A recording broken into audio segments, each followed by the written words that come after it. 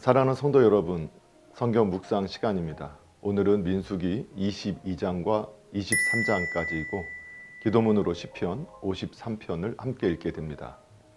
민수기의 내용을 살펴보면 22장에서는 발락이 발람을 초청하는 내용이, 23장에서는 발람의 예언의 노래가 나옵니다. 민수기 22장은 발락이 발람을 초청하는 내용이 나옵니다. 모압 왕 발락은 자기 영토, 즉 가나안 땅 문턱에 진을 친 이스라엘을 두려워하여서 이스라엘을 저주하기 위해서 유프라테스 강변에 있는 부돌의 사람을 보내어 복술자 발람을 청했습니다.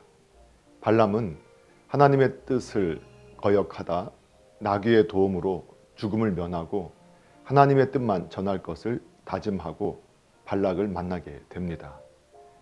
주문의 힘이 실제적으로 큰 영향력을 행사하는 것으로 믿었던 이 시대에는 이런 복술자들의 행위가 일상적이기도 하였고 또 심각한 심리적 영향을 끼치기도 하였습니다. 그러나 이 사건을 통해 이방의 역사조차도 하나님의 뜻 안에 이루어짐을 우리에게 보여줍니다. 23장에서는 발람의 예언의 노래가 나옵니다. 당시에 동방의 이방 민족들은 그들을 섬기는 신들의 보호나 도움을 얻기 위하여 제사를 드리고 제물을 바치는 습관이 있었습니다. 특히 갈대아인들은 제사와 제물을 통한 간구로 말미암아 재난을 피하고 매사의 축복과 형통을 얻고자 하였습니다.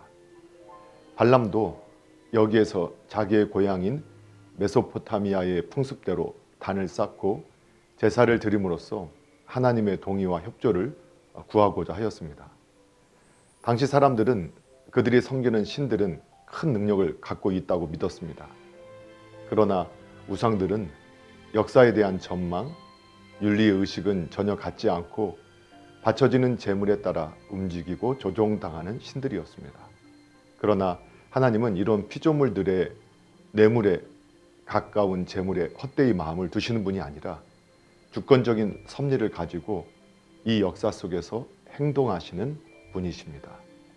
사랑하는 성도 여러분, 발락이 발람을 초청하여 저주하고자 했던 일들을 이스라엘 백성들은 그 누구도 알지 못했습니다. 그러나 하나님은 택한 백성을 저주하는 악한 일들이 일어나지 않도록 그들의 계획에 개입하셨고 그들의 계획을 축복으로 바꾸어 가십니다.